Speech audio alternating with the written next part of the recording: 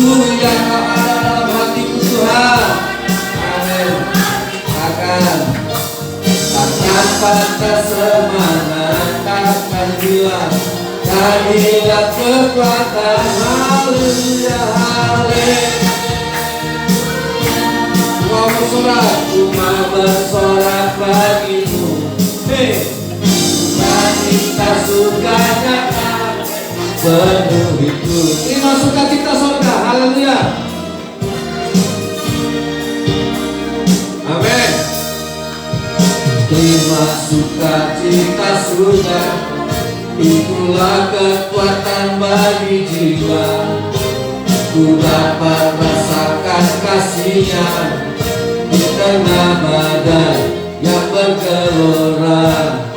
Terima sukacita surga, itulah kekuatan bagi jiwa. Ku dapat saksikan kuasa-Nya, lakukan badai yang bergelora. Haleluya, haleluya.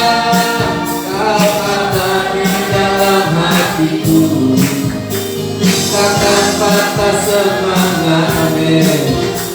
Takkan hilang kekuatan. Haleluya. Cuma bersorak, cuma bersorak bagimu. Sukacita surga nyata, hei penuh itu. Haleluya, haleluya. Kau ada dalam hatiku Tuhan. Hatiku takkan patah semangat, takkan hilang kekuatanku. Haleluya. Ku mau bersorak bagimu. Hei, sukacita surga nyata. Hei, haleluya, haleluya.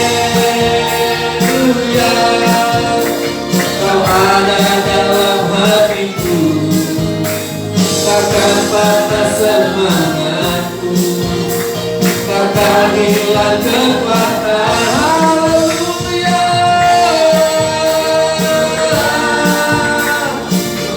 Bersorak bagimu. Hei, sukacita surga nyata penuh hidup. Sukacita, sukacita surga nyata, sukacita surga nyata, sukacita surga nyata. Hei, penuh hidup. Amin. Haleluya.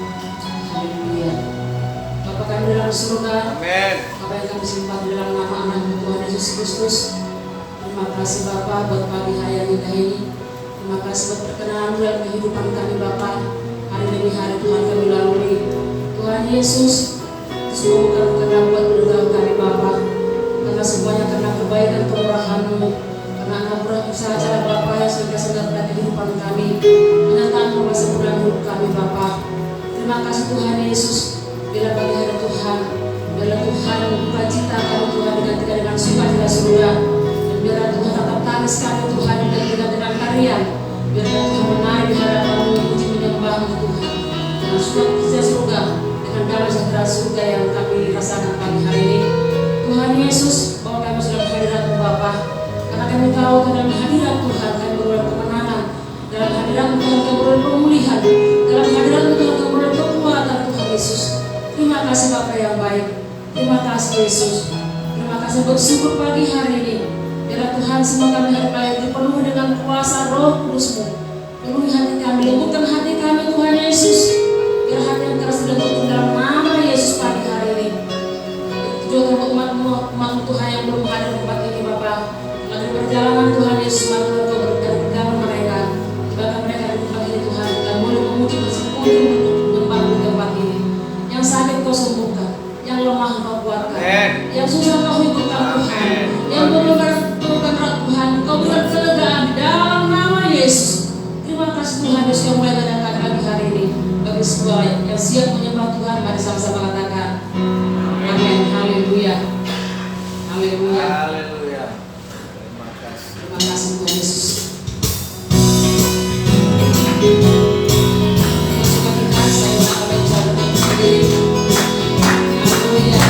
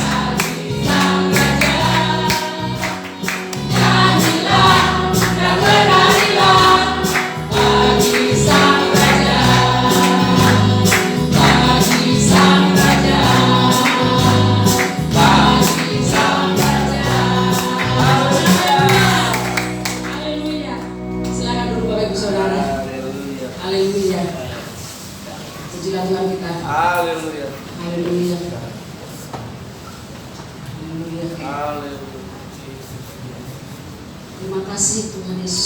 Amin. Tuhan. Banyak yang Kau perbuat dalam kehidupan kami. Amin. Tuhan Yesus, sekalipun kami dalam lembah kekelaman, kami tahu Tuhan tangan-Mu senantiasa menopang hidup kami Bapa. Oleh sebab itu kami tetap bersyukur. Apapun yang kami alami hari ini Tuhan Yesus, kami tetap bersyukur. Mengucap syukur kepada-Mu Tuhan Yesus. Karena dengan mengucap syukur Bapa itulah menjadi kekuatan kami Tuhan. Haleluya. Haleluya. Haleluya. Terima kasih.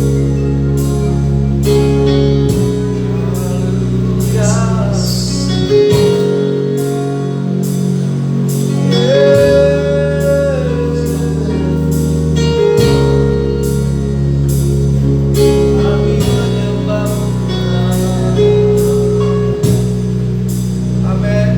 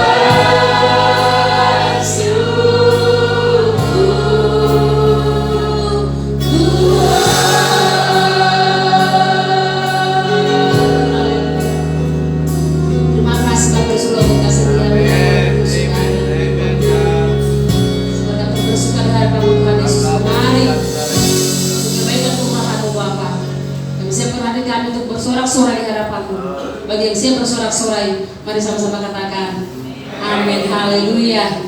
Haleluya. Orang yang bersyukur pada Tuhan pasti memperoleh kekuatan. Amin. Haleluya. Mari kita bersyukur di hadapan Tuhan pagi hari ini. Menari buat Tuhan. Haleluya. Haleluya.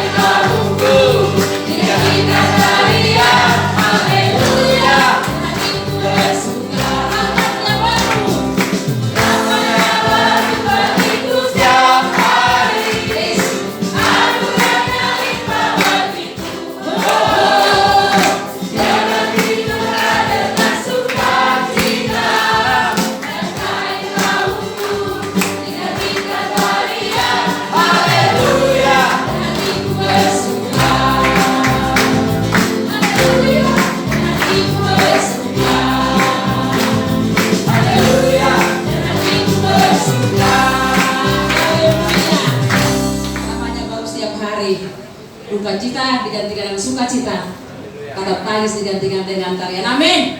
Haleluya. Haleluya. Silakan dulu Bapak Saudara. Siapkan hati kita untuk mendengarnya. Haleluya. Haleluya. Ke Bapa yang baik, Bapa yang setia, Bapa yang selalu ada bersama kami.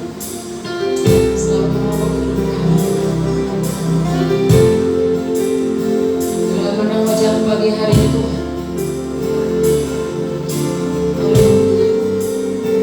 menjadi keseruan kami di hadapan Bapa. Haleluya.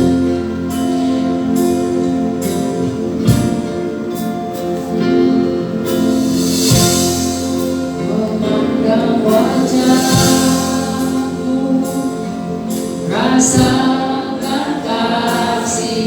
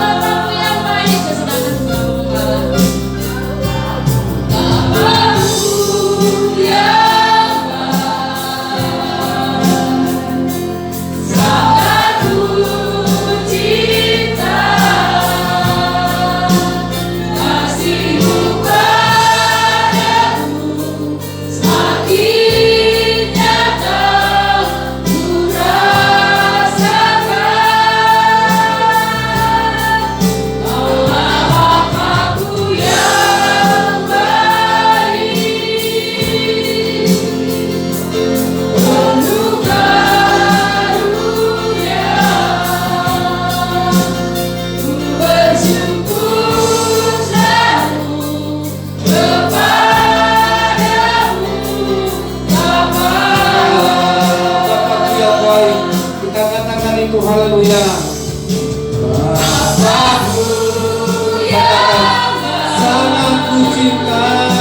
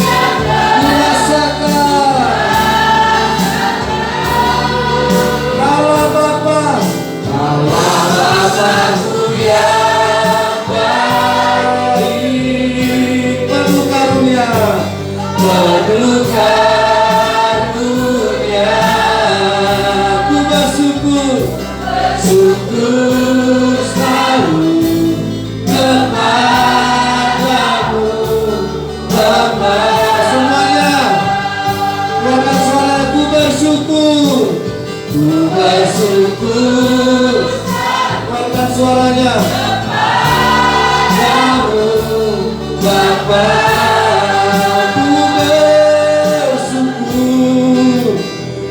bersyukur selalu kepadamu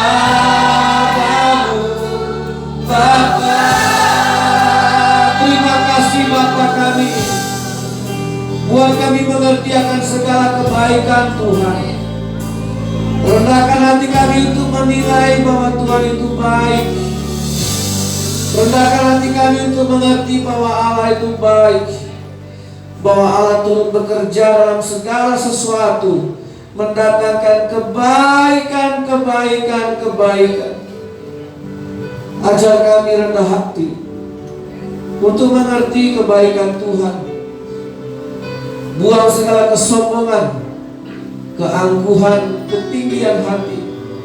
Biarlah kami direndahkan di bawah tangan Tuhan yang kuat itu, supaya kami bisa mengerti bahwa Tuhan itu baik bagi kami.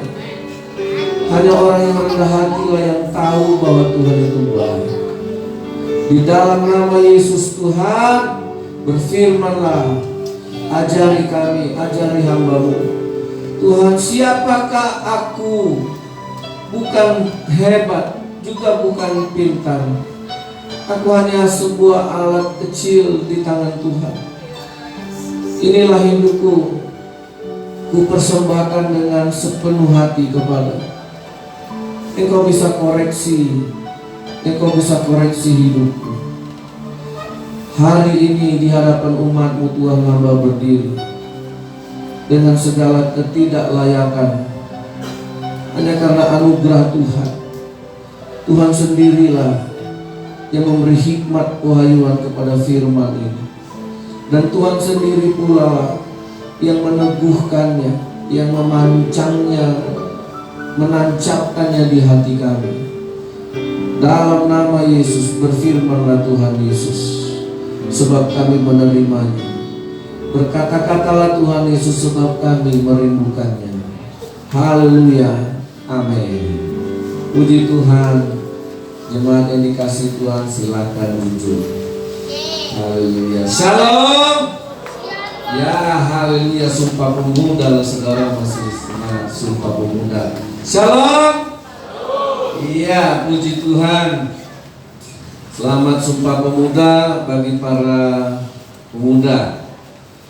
Ya, lagu Indonesia Raya anak-anak sekolah diciptakan siapa? Wage Rudolf Supratman. Wage Rudolf Supratman ini ketika di tahun 1928 itu umurnya baru 23. Dialah pencipta lagu Indonesia Raya. Ada yang tahu kapan lagu Indonesia Raya itu diciptakan? Ya, dulu saya pikir diciptakan waktu Indonesia merdeka. Rupanya enggak. Karena ternyata Wage Rudolf Supratman itu lahir 1905, mati 1938. Indonesia merdeka 1945. Nah, kapan dia menciptakan lagu Indonesia Raya?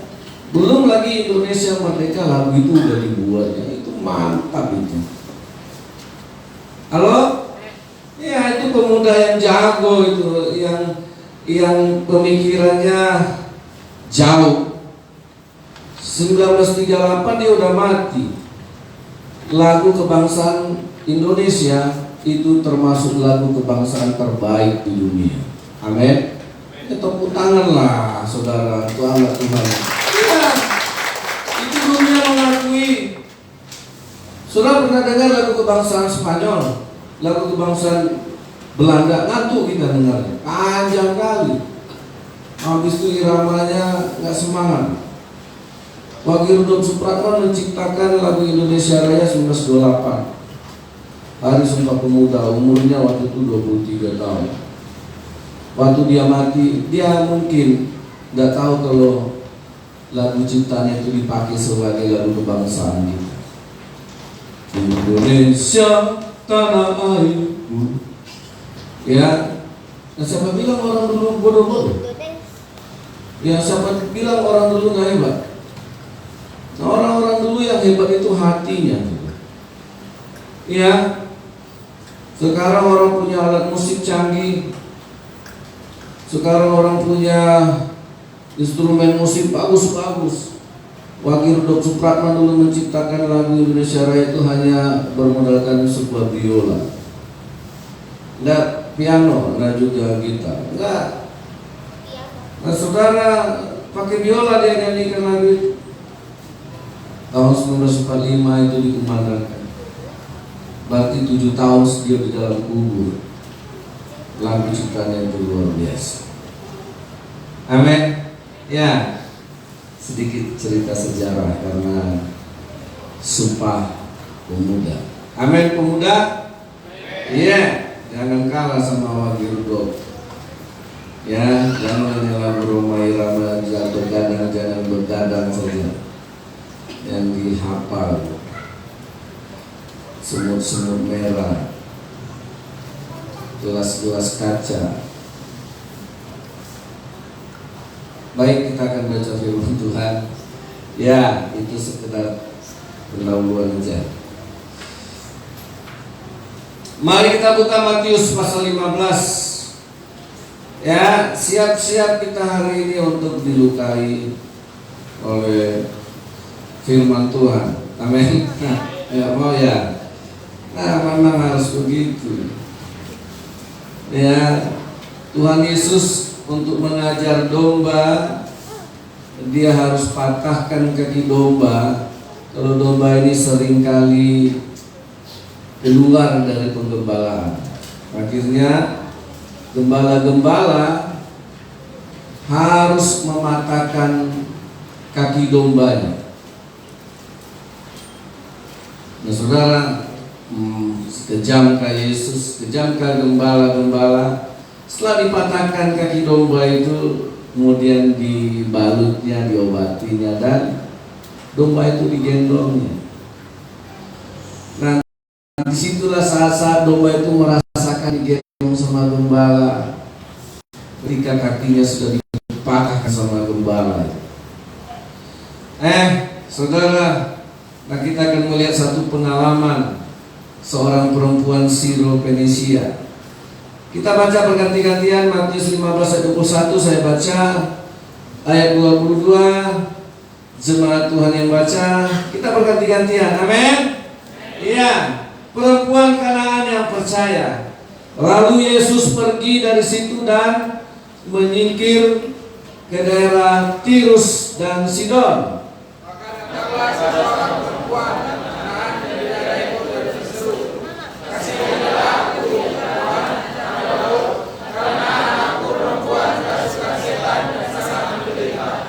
Tetapi Yesus sama sekali tidak menjawab, lalu tidak bergeming.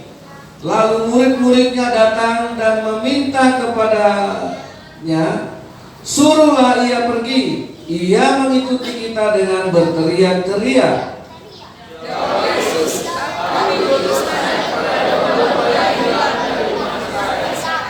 Tetapi perempuan itu mendekat, menyembah dia sambil berkata, Tuhan, tolonglah aku. Tetapi Yesus menjawab, tidak aku mengambil roti yang disediakan dari anak-anak dan melemparkannya kepada anjing. Kata perempuan itu benar, ya Tuhan, namun anjing itu makan remah-remah yang jatuh dari meja tuannya. Maka Yesus menjawab dan berkata kepadanya, hai ibu, besar imanmu, maka jadilah kepadamu seperti yang kau kehendaki. Dan seketika itu juga anaknya sembuh. Ya, wanita ini wanita yang tinggal di tengah-tengah bangsa Yahudi pada zaman itu. Wanita ini wanita yang hidup bergaul bersama-sama dengan bangsa Yahudi pada zaman Yesus itu, dan dia keturunan dari Siro-Fenisia yang berbahasa Yunani. Nah, saudara yang dikasih oleh Tuhan, nah hidup di tengah-tengah bangsa Yahudi pada zaman itu tidak mudah. Bangsa Yahudi ini adalah bangsa yang sombong, bangsa yang angkuh. Nah, saudara, ada salah satu bentuk penghinaan bangsa Yahudi kepada bangsa lain. Karena bangsa Israel ini, bangsa Yahudi ini terlalu bangga dengan pilihan Tuhan kepada mereka. Mereka terlalu bangga dengan Musa, mereka bangga dengan Abraham, mereka bangga dengan roti yang diberikan Tuhan, mereka bangga dengan laut yang dibelah Tuhan, mereka bangga dengan Daud, mereka bangga dengan Salomo, dan mereka menjadi orang yang sombong, yang angkuh, sehingga menganggap manusia atau makhluk lain tidak setara dengan dia, ya, tidak sederajat dengan dia. Makanya saudara, kalau saya didengar cerita-cerita dari teman-teman yang pergi ke Israel, ya, yang pergi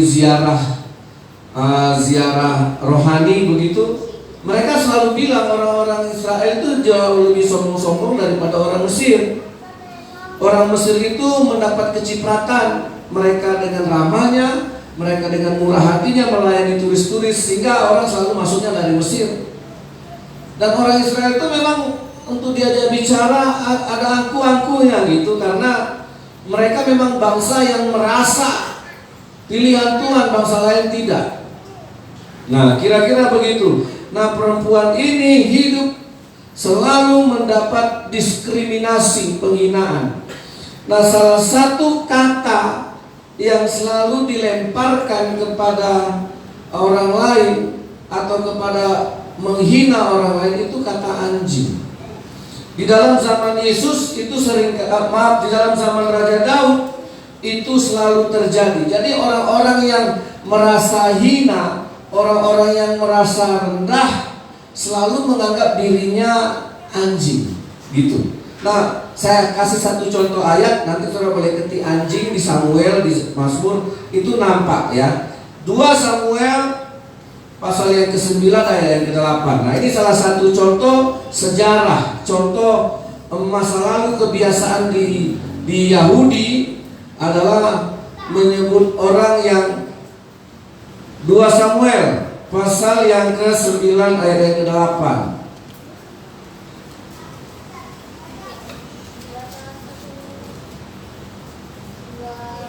Lalu sujudlah Mefiboset dan berkata, apakah hambamu ini sehingga engkau menghiraukan anjing mati seperti aku? Nah, ada banyak ayat-ayat lain yang dilontarkan kepada orang yang hina itu dengan sebutan anjing. Nah, saudara yang dikasih oleh Tuhan, ya, nah, satu hari wanita ini mengalami masalah, yaitu anak perempuannya kerasukan setan. Tidak ada pilihan. Dia harus mencari Yesus untuk mendapatkan keselamatan, kesembuhan. Nah, saudara, itulah backgroundnya wanita ini ya.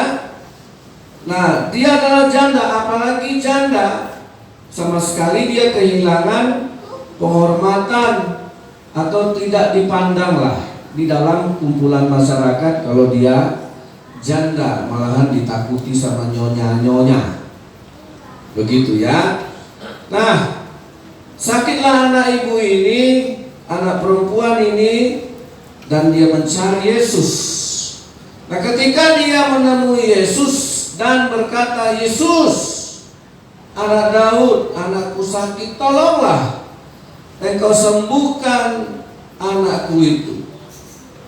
Nah, dia mencari Yesus, tetapi Yesus sama sekali, ayat 23 berkata, Yesus sama sekali tidak menjawab doanya atau tidak menjawab seruannya, alias Yesus cuek dan tidak memperdulikannya, tidak menghiraukannya, tidak menggubrisnya sama sekali, atau alias tidak mau tahu dengan seruan ini. Nah, saudara yang dikasih oleh Tuhan, ya, jangan kecewa dengan Tuhan. Ya, kita lihat kenapa Yesus bertindak seperti ini. Nah, saya suka dengan satu perkataan, jangan protes kepada proses. Yang seringkali mengatakan Tuhan tidak adil, yang seringkali mengatakan Tuhan tidak mendengar doa, yang seringkali berkata mengeluh Tuhan tidak sayang sama kita. Jangan protes bahwa Tuhan sedang memproses. Amin. Ya, siapa kita? Nah, kenapa Yesus bersikap seperti ini? Kan Yesus butuh belas kasihan, murah hati, lemah lembut, semua yang baik-baik selalu dicap. Oh, nggak ada yang jelek dari Tuhan. Oh, nggak ada yang buruk dari Tuhan. Nah, saudara yang dikasih oleh Tuhan, nah kita lihat ini sebagai bentuk proses. Nah, ketika Yesus tidak menjawab sama sekali, nah murid-muridnya nangkap isyarat itu. Lalu suruhlah wanita itu pergi, karena ia mengikuti kita dengan berteriak, berarti bising kali suaranya. Ribut kali dia. Apalagi kita yang hanya berdoa dalam hati. Apalagi kita yang berdoa komat kami kayak baca mantra saja, hanya bergerak-gerak saja. Nah, saudara, kita kan terbiasa. Makanya kalau saya bimbingan anak kita berdoa, ayo keluarkan suaranya, nggak nyaman sih mereka. Saya tahu mereka gak suka sama saya gara-gara. Nah, saya keluar suruh jangan komat kami aja. Sedangkan teriak-teriak aja Tuhan dah jawab. Nah, saudara, wanita ini berteriak. Misalnya orang Yahudi berdoa dengan suara biasa, dia tambah suaranya lebih besar, karena dia merasa gak punya hak, karena dia warga yang tidak menjadi prioritas bagi Tuhan. Tapi Tuhan suruh dia pergi. Dia mengikuti kita dengan berteriak-teriak. Dan Yesus berkata kepada perempuan ini, aku diutus hanya kepada domba-domba yang hilang dari umat Israel. Nah, saudara, Yesus menjawab wanita ini yang datang kepadanya. Sebenarnya ini jawaban sudah sangat jelas, penolakan. Ini jawaban sudah sangat jelas, udahlah. Jangan kau minta lagi kalau kau bukan Israel.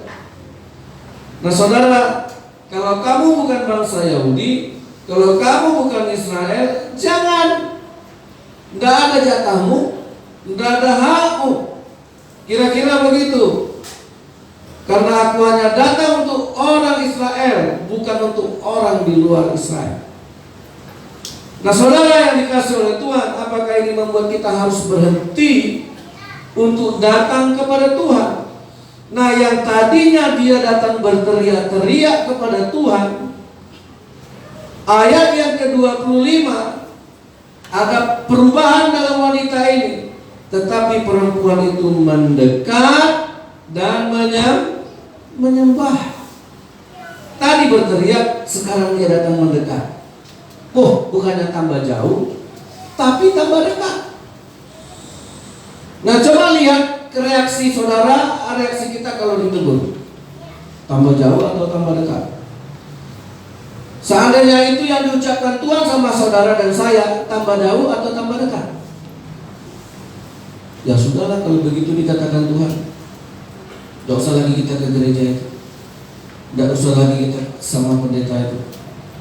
Nah saudara yang dikasih oleh Tuhan, begitu cengengnya kita, yang kita tidak paham kita sedang diproses. Ya. Nah perempuan ini mendekat. Itu makanya banyak orang pindah gereja, nanti tersinggung di sini ada kata-kata yang gak enak, pindah, nanti sana pindah, nanti saya kalau dengar teman-teman saya di Topas, teman-teman hamba Tuhan di Kota Batak, karena banyak gereja, sangat sulit mencari, dan saya belum temukan jemaat itu bertahan di satu gereja. Semuanya hasil gini, pindah dari sana, pindah ke sini, ini ke sini, dan semuanya karena tersinggung karena ucapan, baik perkataan pendeta, baik perkataan pelayan, baik tersinggung dengan sesama. Ya karena banyak gereja, ya bisa keliling, dan sampai hari ini saya melayani, saya tidak pernah pindah pelayanan ya. Saya sudah hampir 29 tahun. Saya stay di Bangkinang. Saya bergaul dengan semua hamba Tuhan. Belum pernah saya temukan di daerah Kota Batak, Topas, Surau.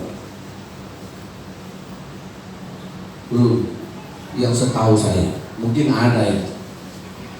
Nah, karena banyak orang tidak mau diproses. Nah, bagaimana kalau Tuhan rasis begini? Ini kan Yesus rasis.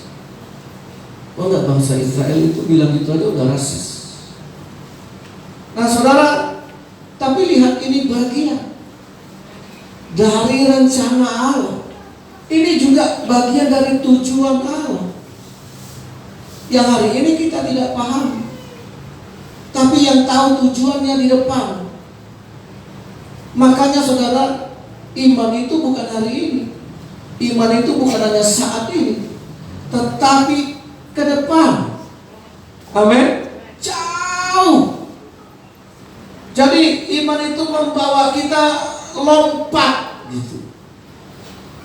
Melompati seperti cerita kelinci yang melompati buaya. Ya, untuk zaman-zaman saya sekolah cerita kelinci melewati buaya itu pasti tahu. Karena ada di buku bahasa Indonesia kami dulu yang masih panjang itu ya. Ada cerita kelinci, kancil melewati buaya. Begitu hebatnya dia. Nah saudara yang dikasih oleh Tuhan, nah membuat wanita ini bukannya menjauh, bukannya meninggalkan Yesus, tapi mendekat. Ngapain kalau dekat-dekat sama Tuhan? Cari muka. Ngapain kita dekat-dekat? Supaya ibadah. Wanita ini mendekat kepada Yesus untuk menyembah, bukan cari muka, bukan mengelek, bukan membujuk-bujuk. Ya, ada orang supaya dapat belas kasihan, dia berpura-pura rendah hati, dia berpura-pura supaya orang. Nah wanita ini dia tahu dia bukan orang yang mendapat prioritas, makanya dia harus melakukan lebih baik daripada bangsa Yahudi. Dia harus melakukan lebih baik dari bangsa Yahudi karena dia merasanya kafir. Nah Tuhan cobalah lihat, aku orang kafir bisa mendekat sama Tuhan, menyembah Tuhan jauh lebih baik. Makanya di Alkitab itu banyak orang-orang yang tidak diperhitungkan seperti wanita berdosa, yang banyak dosanya, yang orang tahu dia pendosa besar. Tapi begitu dia datang sama Yesus, dia melakukan jauh lebih baik dari semua imam-imam, parisi-parisi yang tiap hari ke gereja, dia lakukan itu berlipat kali ganda lebih baik. Dia basahi kaki Yesus dengan air matanya, dia mengelap kaki Yesus dengan rambutnya, dan dia sirami cuci kaki Yesus dengan parfumnya. Dia melakukan yang jauh lebih baik daripada orang-orang lain. Nah, ini wanita ini. Nah, saudara, dia datang, dia mendekat, dan dia menyembah. Ya, tetapi Yesus masih memproses. Tidak patut. Nah, ini puncaknya, saudara, ayat 26. Tidak patut mengambil roti yang disediakan bagi anak-anak dan melemparkannya kepada anjing. Saudara, ini benar-benar kata yang tidak perlu ditafsirkan. Memang katanya anjing. Itu makanya saya sampaikan tadi, ini salah satu kebiasaan di bangsa Yahudi untuk merendahkan, menghinakan orang dengan kata, loh, Yesus rasis. Yesus ternyata kasar ya. Yesus ternyata seperti yang lain. Nah, saudara, tapi kenapa Yesus berkata begitu? Nah, saudara yang dikasih oleh Tuhan, ya, salah satu arti kata anjing dalam bahasa Ibrani itu kaleb, sepenuh hati. Nah, Kaleb jadi nama orang yang bersama dengan Yosua dulu keluar dari tanah Mesir masuk ke tanah Kanaan, salah satu orang Kaleb. Nah, Kaleb itu orang yang sepenuh hati. Nah, arti dari kata sepenuh hati itulah setia. Makanya salah satu pengertian dari iman faithfulness adalah kesetiaan. Nah, saudara, anjing memang makhluk hina. Kalau orang Batak menghina orang apa?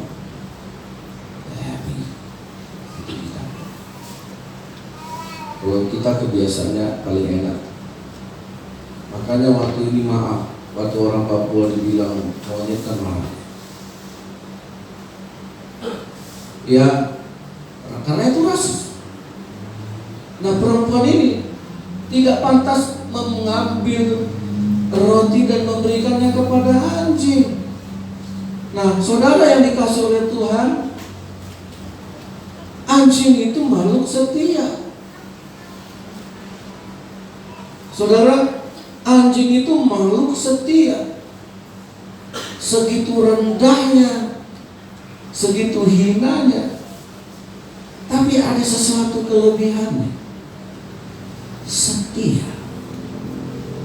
Nah, saudara, kita baca cerita ini. Saya akan menopang ya dengan cerita ini. Buka Lukas, saudara. Kita baca di Lukas pasal 16. Ayo kita baca ya. Kita baca Lukas 16 ayat 19. Lukas pasal 16 ayat 19. Orang kaya dan Lazarus yang miskin, hina, rendah, tidak ada harganya, tidak dipandang orang, tidak dilirik orang, bahkan juga tidak dikasihani orang. Lengkap penderitaannya kan. Nah, lihat di sini saudara, ada seorang yang kaya selalu berpakaian jubah umum dan kain halus. Setiap hari ia bersukaria dalam kemewahan. Dan ada seorang pengemis yang bernama Lazarus, badannya penuh dengan borok, berbaring dekat pintu rumah orang kaya itu. Pertanyaan saya, siapa yang ditemui Lazarus di situ? Seekor anjing. Dan ayat 21, lihat 21, 2, 3.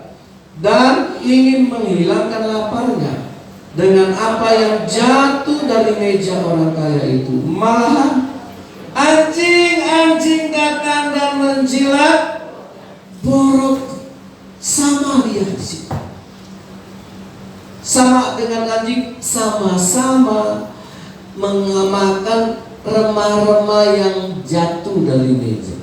Itu makanya dikatakan perempuan tadi, guru, benar.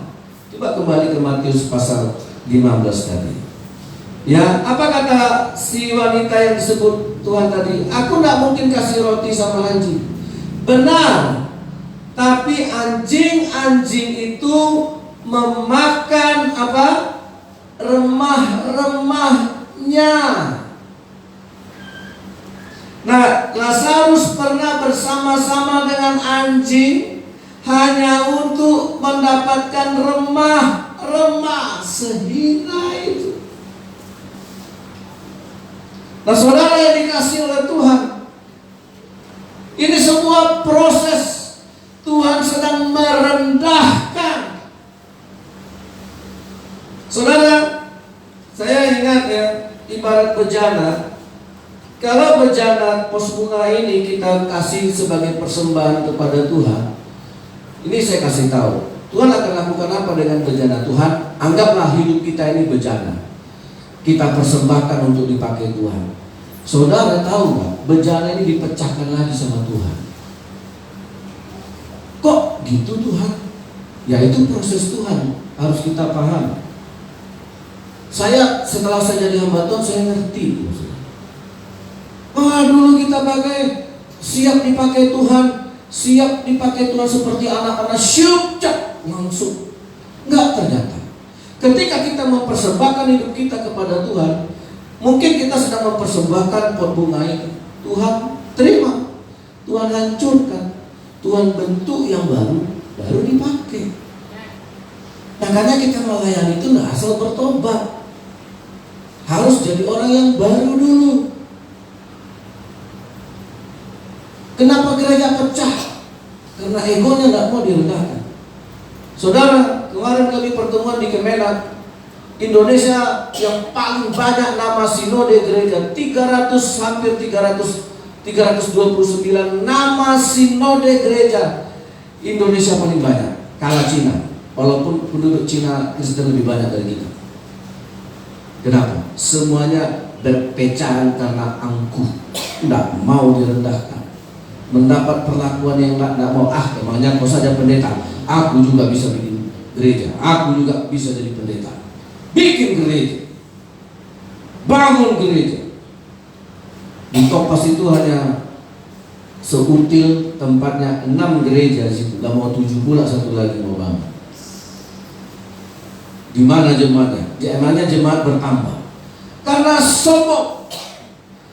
Gereja ini tempat Tuhan merendahkan hati kita. Terserah mulut siapa yang mau dipakai Tuhan, bisa saja mulut saya. Amin. Halo, saya memang pelajaran berharga bagi saya, karena mungkin saya tidak bisa seperti itu waktu itu. Lay kandung saya siang itu, waktu Krismon tahun 98, ibadah kayak gini.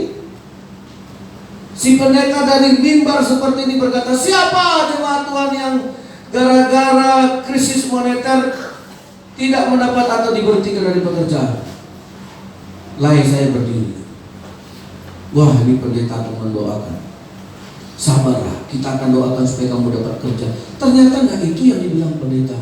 Ketika lay saya berdiri dan beberapa orang, inilah orang-orang yang kurang berdoa. Nah saudara, mampus nggak itu? Bisa nggak saudara keluar dari gereja? Nah, ngapain dengar pendeta begitu? Keluar aja lah dari gereja. Tapi lay saya ini bertahan sampai hari ini di gereja. Dia nggak keluar. Jangan protes pada proses. Siapa saja, termasuk Yesus, bisa rasis, tapi dia sedang menguji seberapa rendah hatimu. Nah, apakah Lazarus hidup dengan anjing? Hampir sama. yang dimakan anjing dengan yang dimakan Lazarus sama. Anjing makan remah-remah, Lazarus juga makan remah-remah. Anjing haus, dijilatnya borok Zakheus. Lumayanlah roti pakai susu kental manis. Ada kuning, ada hijau, ada sedikit merah-merah. Sedap. Anggap aja itu selai. Halo, ada coklat-coklatnya dikit lah. Segitu hinanya perlakuan nasib. Apakah harus kecewa sama Tuhan? Apakah harus marah? Apakah kita harus protes pada proses ini? Lazarus bukan orang tidak beriman.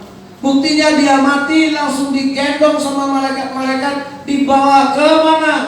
Ke Firdaus, di pangkuan Abraham, langsung dikasih jus alpukat. Mau jus apa kau? Udah lama aku mau minum air kelapa. Nah ini air kelapa. Hei. Nah saudara yang dikasih, sudahkah kita benar-benar rendah hati? Apa itu rendah hati? Bisa menerima yang terburuk sekalipun. Dan itu membuat iman kita tambah, bukan membuat iman kita kuat.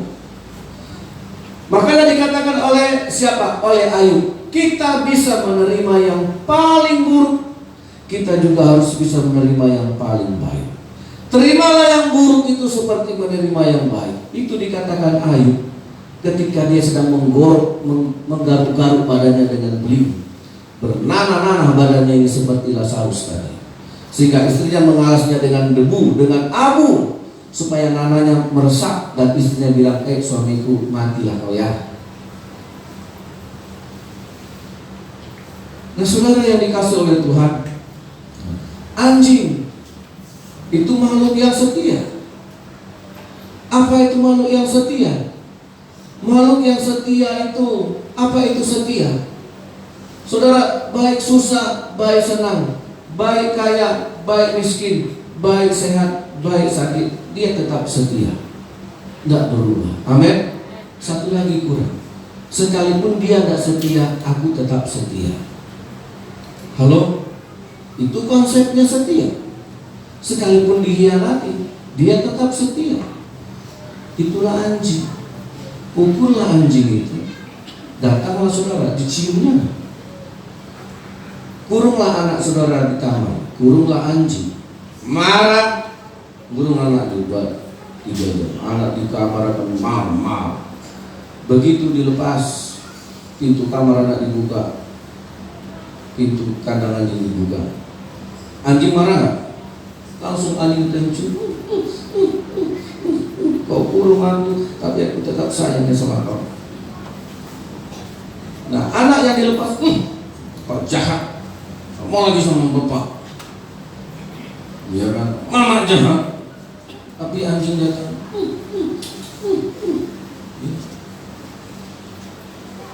si mama pulang dari pasar, mama pulang bawa kue, mak. Enggak. Si anjing datang bawa kue, enggak. Dia cium-cium. Walaupun kau enggak bawa kue, menciummu aja aku sudah bahagia. Tapi kan enggak mungkin kita tukar anak kita. Enggak mungkin gara-gara itu anjing kita kasih marga Sibulia. Asal ibu. Kan enggak mungkin. Paling sampai di arisan yang kau hidup. Nah itu makanya digunakan anjing. Itu sedang sebuah proses. Halo, seringkali kita cepat marah. Ada kata-kata yang menyakiti kita. Saudara, sekalipun yang diterimanya remah, tidak ditolak. Mungkin kita pernah sakit hati. Mungkin orang pernah ngasih kita makanan basi. Atau mungkin orang pernah kasih kita makanan lain. Emangnya saya nggak bisa beli, kurang ajar kali dia. Kok dikasihnya makanan kayak gini? Emangnya kita anjing. Kita buang makanan. Yang salah bukan dia, saudara yang salah. Kalau menurut firman Tuhan. Contohnya, Iya. Mungkin saudara ya karena kita berfamili atau apa, datang famili kita kasih anaknya 50, ini senang. Giliran anak kita dikasihnya 5.000. Kan lagi cari untung, anaknya awak kasih 50, anak awak dikasih 5.000. Halo, ada penolakan. Siapa yang pernah kayak gitu? Oh, anaknya kita kasih ya uang Natal ya, ini dari tulang ya. Giliran dia kasih anak kita, oh ini dari yang baru ya. Nggak ada uang baru. Babi kena virus mati. Sawit bapakmu naik harganya, babi kami mati jadi 5.000. Nah saudara, ya kita dalam hati marah gitu kan. Nggak adil rasanya. Jadi saudara yang dikasih itu sebuah proses. Bisakah Lazarus berkata Tuhan itu tidak adil? Bisakah wanita Syro-Fenisia ini berkata Tuhan tidak adil? Tuhan kasar. Tuhan tidak punya hati dan perasaan. Kenapa orang beriman seperti Lazarus? Kan kita udah lihat matinya masuk surga. Nah mungkin orang masuk surga tidak beriman. Nah mungkin orang masuk surga tidak orang yang setia. Amin. Ya, dibuktikan dia masuk surga. Nah saudara, inilah selama kita di dunia inilah itu berlaku. Amin. Di surga tinggal menikmatinya. Disinilah selama kita di gereja ini ada mungkin omongannya tajam, ada mungkin omongannya kasar. Saudara, itulah cara Tuhan memproses kita rendah hati dan setia. Amin. Rendah hati dan setia. Kita udah tahu sama tahu lah sifat-sifat kita. Bisa terima yang buruk, kita bisa terima yang baik. Terimalah yang buruk itu seperti menerima yang baik. Jadi wanita yang disebut anjing ini, dia bilang sama Tuhan Yesus, benar Tuhan kau bilang anjing. Tapi anjing itu memakan remah-remah roti. Seperti anjing yang memakan remah roti dengan Lazarus. Dia terima pecahan-pecahan roti yang hampir sama dengan debu itu pecahannya. Seperti dia sedang menerima roti yang utuh. Tidak berubah hati. Jangan ketika kita menerima sedikit kita marah, kita tidak senang. Ketika terima banyak, alhamdulillah, puji Tuhan ya Rabbil Alamin. Ya, saudara, buang sifat itu. Nah ternyata sekali Yesus berkata tentang anjing, walaupun itu hina, ya walaupun kita miskin-miskin gini, kita setia. Amin. Bisa terima remah, bisa makan remah, bisa. Ya, saya mendengar kesaksian Pak Ibrahim Saifuddin karena dia baru masuk penjara tahun 2016 apa 2017 gitu ya, 2016 kalau nggak salah. Ternyata masih ditemukan juga nasi dengan kerikil, nasi dengan pasir di penjara itu, dipisah-pisahkannya. Mana nasi, mana pasir. Ternyata begitu dibilang, banyak juga pasti. Jadi sebelum makan itu dulu kerja kita. Cacing udah marah-marah sih, gitu kan? Dia pisah dulu. Apa? Ngeri juga ya. Bisa terima yang buruk seperti terima yang baik. Amin. Kita di rumah masih enak kan? Begitu makan langsung altuk. Nah, saudara masuk penjara, walaupun dalam lapar pisah dulu.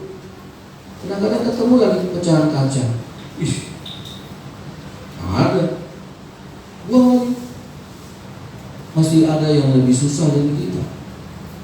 Amin. Halo. Iya. Saudara belum pernah lihat nasi penjara kan? Mau lihat? Ya masuklah. Ya,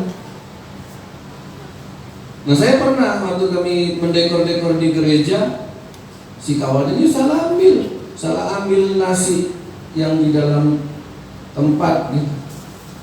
Ada nasi yang mereka masak sendiri dengan beras yang bagus, ada nasi yang jatah dari LP. Itu saudara beras tidak dicuci, begitu masuk tuang air udah, ya warnanya udah nggak jelas. Salah bawa kan dia kawan ini. Kita udah beli saksang waktu itu ke Panca, ya saya yang beli waktu itu. Udah semangat mau makan, begitu dibuka, wah, jujur saudara saya melihatnya hilang langsung. Kita harus pisah-pisahkan dulu.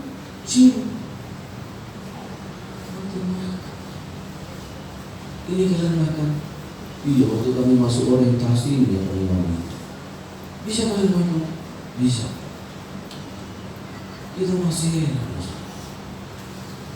Makanya orang begitu penjara itu dia tidak makan nasi penjara. Ada nasi yang dibeli. Nah itulah nasi yang kayak di rumah kita. Tega saudara, saya aja melihat gini rupanya nasi kalian. Iya Pak. Ditukarnya lagi, dia salah ambil.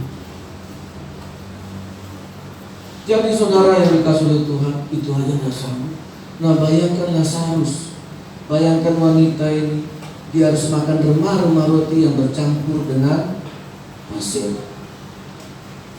bercampur dengan kerikil, bercampur dengan debu. Gimana memisahkannya? Udah rotinya kecil, masuk lagi pasir, nggak bisa dia makanlah sekalian.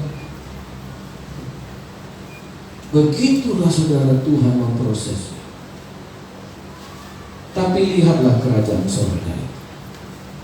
Amin. Jangan butakan mata kita dengan kerajaan surga hanya gara-gara penghinaan, hanya gara-gara kita gengsi, hanya gara-gara kita angkuh. Ternyata kita masih sombong. Mungkin kita pernah dikasih pakaian tidak bagus. Namanya aku orang miskin. Walaupun gini tidak miskin-miskin amat ya. Yang berbahasa baru dekatkanlah. Itu tergantung sikap hati. Amin.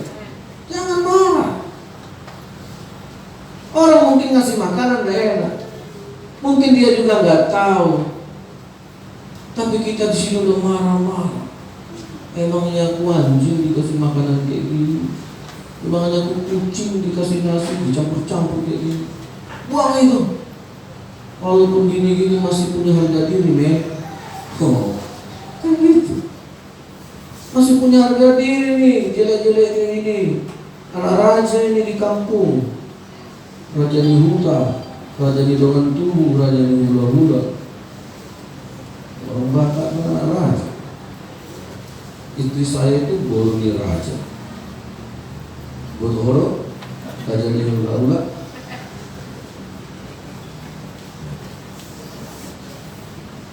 Jadi saudara, yang dicari Tuhan ternyata itulah. Sampaikah kita pada finish titik itu dalam perjalanan iman kita? Halo? Sampai Yesus berkata, hai ibu, besar iman. Disitulah Tuhan menilai iman kita. Oh bukan aku baca 20 pasal satu hari Tuhan, besar imanmu ya Allah. Kau baca satu hari 50 pasal. Nah, Yesus baru mengasih nilai, ibu besar iman. Kau bilang anjing, kau makan juga remah-remah itu. Dan remah-remah itu kau bilang juga samanya itu Tuhan dengan roti yang besar. Yang kecil dululah baru yang besar. Setia pada perkara kecil, maka kau setia pada perkara besar. Amin. Iya, kalian anak-anak sekolah mungkin dihina sekarang. Mungkin kalian tahu apa kau? Oh ini, bapakmu siapa? Kau anak siapa? Emangnya kau siapa? Alhamdulillah, puji Tuhan. Rendahkan hati kita, amin. Jangan kita, kau tidak tahu siapa aku, belum kenal kau kan? Tidak usah kita anggar-anggar kayak gitu. Amin. Mau tahu siapa aku? Belum tahu kan? Nyesal kau nanti kalau tahu. Itu gaya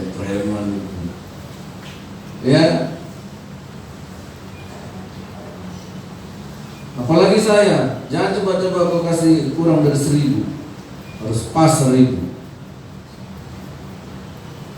Jadi kau baru 1.000, aku batu bara, lebih kaya batu bara. Nah diam kau, menjahit nanti dulu kau, nggak tahu kau apa panjaitan. Nanti panjang soalnya. Ya, jadi saudara yang dikasih oleh Tuhan, di situ dikatakan oleh Tuhan Yesus, "Hai ibu besar iman." Di situ Tuhan menilai iman kita. Amin. Emangnya iman sebesar apa? Kan iman sebesar biji sesawi. Amin. Iman sebesar apa? Biji sesawi. Nah, ibu ini sebesar apa? Ya sebesar biji sesawi. Sehina apa? Ya sehina sesawi.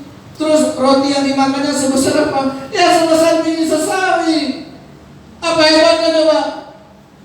Hebatnya ketika Tuhan, Bu, besar iman. Walaupun iman sebesar biji sesawi, Tuhan tetap juga bilang besar. Amin. Jadi iman kita yang besar itu Tuhan nilai dari kerendahan hati kita, dari kesetiaan kita. Bisa terima yang buruk, senyum manis. Terima yang baik, senyum juga manis. Amin. Terima yang kecil, tetap setia berdoa. Terima yang besar, ya sama, tetap setia berdoa. Nah, ya, oh dengan ini teman enak kata-katanya. Oh ini kata-katanya nyinggung terus. Emangnya dia tiap hari makan jarum. Kata-katanya nusuk. Ya terima sama. Ini yang kata-katanya nusuk. Ini yang kata-katanya memuji kita. Nah itulah proses iman kita. Amin. Oh udah jangan kawan sama dia. Kita ada di sini. Biar orang itu sama orang itu berantuk di sini. Ya. Nah saudara, nah itulah kelebihan dari iman. Makanya dikatakan ketika Yesus menilai iman itu, "Hai ibu besar imanmu, pulanglah, anakmu itu sembuh." Ya, saudara lihat ini Matius pasal 23 ayat 12. Kita baca ayat ini. Kalau saudara mau ditinggikan Tuhan, kalau saudara mau tangan Tuhan mengangkat hidup saudara, amin. Ya, Matius 23 ayat 12. Ayo sama-sama. 2, 3. Dan barang siapa meninggikan diri, ia akan direndahkan. Dan barang siapa merendahkan diri, ia akan ditinggikan. Ini terjadi. Siapa yang mau ditinggikan Tuhan? Amin. Saya. Tapi ya harus direndahkan dulu. Makanya ketika bejana ini kita bawa sama Tuhan, ya Tuhan percaya. Oh, Tuhan kok dipercaya? Begitu. Jadi rendah hati itu Tuhan proses kita. Tuhan pecahkan. Amin. Ya. Jadilah kita dewasa, rendah hati di gereja manapun, pendeta manapun, hamba Tuhan manapun, punya potensi melukai hati kita, punya potensi menghina kita. Itu bagian dari cara Tuhan merendahkan kita. Amin. Iya. Bukan berarti saya menghalalkan. Oh pendeta tidak apa-apa, saya minta maaf kalau ada kata-kata saya yang membuat saudara terluka, bilang aja Pak Pendeta. Oh tidak sopan ngomong gitu Pak Pendeta, saya minta maaf. Sekalipun cara itu dipakai Tuhan, tergantung sifat kita. Yang terakhir saudara, 1 Petrus 5 ayat 6. Nah kita baca sini. Ya, inilah kekuatan Tuhan yang tidak bisa kita lawan ya. 1 Petrus pasal 5, mari kita baca bersama-sama ayatnya yang ke-6. 1 Petrus pasal 5 ayat 6. 1, 2, 3. Karena itu rendahkanlah dirimu di bawah tangan Tuhan yang kuat, supaya kamu ditinggikannya pada waktunya. Sekali lagi ya, 1, 2, 3. Karena itu rendahkanlah dirimu di bawah tangan Tuhan yang kuat, supaya kamu ditinggikannya pada waktunya. Tidak ada waktu membela diri. Tidak ada ibu tadi walaupun dihina sedemikian, dia tahu itu kekuatan. Tidak ada gunanya melawan Tuhan. Tidak ada gunanya protes. Nurut aja. Rendahkanlah dirimu di bawah tangan Tuhan yang kuat, yang tidak memang bisa kita lawan. Tapi tangan yang kuat itu bertanggung jawab meninggikan kita. Amin. Dia tidak saja kuat meninggikan kita. Yang kita harapkan kan di salah satu pihak saja. Maunya Tuhan angkat kita melambung, boom, setinggi bintang dia. Tapi tangan yang kuat itu juga bisa merendahkan kita. Rendah dulu, baru ditinggikan Tuhan. Amin. Ya. Dalam pelayanan saya selama ini ada kata-kata saya minta maaf. Tapi bagi kita yang mau diproses dengan apapun yang diizinkan Tuhan untuk merendahkan kita, alhamdulillah, terimalah itu sebagai bentuk Tuhan sedang memproses kita di bawah tangannya yang kuat. Amin. Saudara bisa ditinggikan, pendeta bisa saja tidak jadi ditinggikan. Nah, akhirnya lah saya yang direndahkan itu, bukan pendeta itu yang menaikkannya, Tuhan yang mengangkatnya. Amin. Tuhan berkati. Kita datang kepada Tuhan. Ya, Tuhan tidak melihat rupa. Kau bukan Tuhan yang melihat rupa. Tuhan, kau melihat hati. Hati yang dilihat Tuhan adalah hati yang rendah. Dihina seperti anjing pun dia tetap mendekat sama Tuhan. Dihina seperti anjing pun dia bilang benar. Anjing makan rumah-rumah. Mari kita nyanyikan pujian ini. Kau bukan Tuhan yang melihat rupa. Tuhan sedang proses kita. Jangan protes kepada proses yang mungkin sekarang sedang saudara alami. Jangan marah kalau ada orang kasih makanan yang gak enak, atau mungkin yang tak bisa termakan. Terimalah yang buruk itu seperti terima yang baik. Haleluya. Kau bukan Tuhan yang melihat rupa. Kau bukan Tuhan yang memandang hati. Lihat hatiku Tuhan, hamba. Buka hati kita. Apakah kita mau direndahkan? Jangan tanyakan Tuhan kita. Selama aku hidup, aku mau menyembah Tuhan. Sebab Engkau sangat berarti bagiku. Yang terbaik yang ada padaku, itulah kerendahan hatiku Tuhan. Ku persembahkan. Amin. Persembahkanlah kerendahan hati kepada Tuhan. Kau bukan Tuhan yang melihat. Angkat suaramu saudaraku, jemaat Tuhan. Persembahkanlah kerendahan hati. Hatimu yang kau lihat. Kerendahan hati. Hati yang bisa menerima yang buruk. Haleluya. Selama ku hidup, selama ku hidup, mau menyembah. Sebab Engkau sangat berarti bagiku. Yang terbaik yang ada padaku, persembahkan kepadamu Tuhan. Jemaat Tuhan, ada satu kita di hati kita, kau bukan Tuhan. Haleluya. Yang melihat rupa, kau bukan Tuhan yang memandang hati hamba.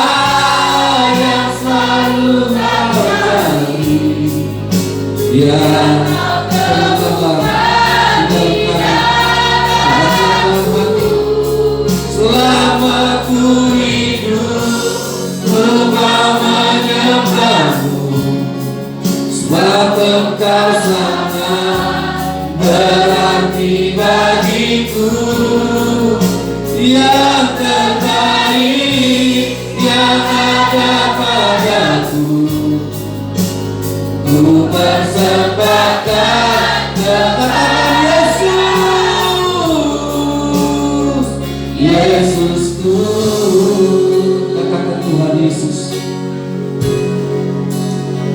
Yesusku. Tuhan, apakah Yesus sudah berkata, hai ibu besar iman? Apakah Yesus sudah berkata kepada saudara, hai bapak besar iman? Hai anakku besar iman, walaupun kau kurendahkan seperti anjing, kalau kata bilang anjing itu makan remah-remah.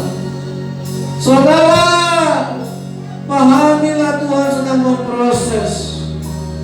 Yang tinggi sedang direndahkannya, dan yang rendah akan ditinggikannya. Haleluya Tuhan. Oh, jamaah kami, terima kasih Bapa, sentuh hatiku, ubah hidupku menjadi amin, bagai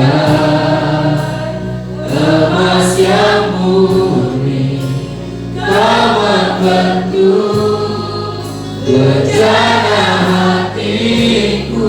Bapa, ajarku mengasihi sebuah kasih yang selalu memberi, bagai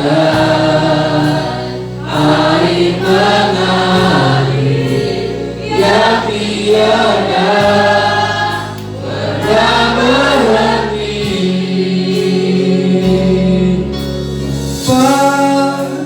Sentuh hatiku, ubah hidupku, jadi seperti air yang mengalir ke tempat yang rendah.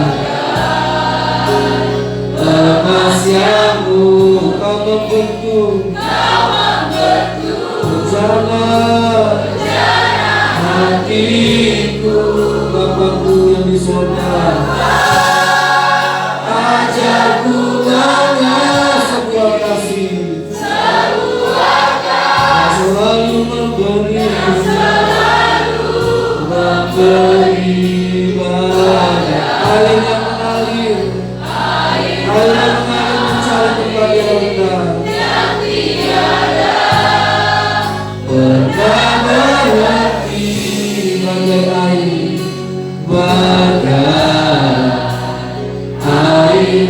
mengalir yang tiada pernah berhenti, bagai air mengalir. Hati kita seperti air yang mencari tempat yang rendah. Kalau mau tinggi, biarlah Tuhan yang meninggikannya. Saudara, sikap hati kita adalah mencari tempat yang rendah, tapi tangan Tuhan, bagian Tuhan yang akan meninggikan. Hati kita dirancang Tuhan untuk mencari tempat yang rendah. Amin. Hati kita dibuat Tuhan itu seperti air. Kemanapun dia mengalir, dia akan cari tempat yang rendah. Sampai di titik terendah, tidak ada lagi yang rendah pada itu. Maka Tuhan akan mengulurkan tangannya dan berkata, hai anakku besar ini, aku akan mendidik. Setelah air itu sampai di laut, itulah permukaan bumi yang paling rendah. Maka sinar matahari akan mengangkat. Siapa di antara yang mau ditinggikan Tuhan? Mungkin saudara ingin nasib kita dirubah, ekonomi kita dirubah. Siaplah saudara mau rubah hati, itulah jawaban. Tidak sulit bagi Tuhan untuk mengangkat ekonomi kita. Tidak sulit bagi Tuhan untuk memulihkan keadaan kita. Tapi akan sulit bagi Tuhan kalau kita masih sombong, kita masih tinggi hati, Tuhan perlu rendahkan dulu. Siapa yang mau ditinggikan Tuhan? Bukan otomatis, tapi siaplah untuk direndahkannya. Mungkin ada orang yang mengasih makanan yang baik. Mungkin ada orang kasih baju yang sudah kayak tembak. Mungkin ada orang yang melontarkan kata-kata hina kepada kita. Itulah yang membuat saudara bisa naik kalau kau rendah hati. Jangan marah, jangan protes pada proses. Tuhan sedang memproses kita lewat siapapun. Mungkin kita dihianati oleh orang yang paling kita cintai. Tuhan sedang memproses kita. Karena kesetiaan itu tetap setia walaupun pasangan kita tidak setia. Terima kasih Tuhan Yesus. Diberkatilah yang menerima firman Tuhan, termasuk hamba. Kami semua sedang diproses Tuhan. Kadang-kadang kami bersikap salah karena sombong. Kadang-kadang kami bersikap salah karena masih angkuh. Harga diri kami masih kami hormati, kami tinggikan. Padahal di waktu-waktu seperti itulah Tuhan sedang merendahkan kami, supaya tangan Tuhan yang meninggikan kami. Kami rindu Tuhan Engkau berkata kepada kami, hai anak besar iman. Kami rindu kata-kata itu kami dengar dari perkataan, dari mulut Tuhan. Alangkah indahnya ketika tangan Tuhan mengangkat kami. Alangkah bahagia itu. Terima kasih Yesus. Demi nama Tuhan Yesus yang hidup itu, berbicaralah Engkau di setiap hati sanubari kami. Karena Engkau yang maha tahu, Engkau yang maha mengerti.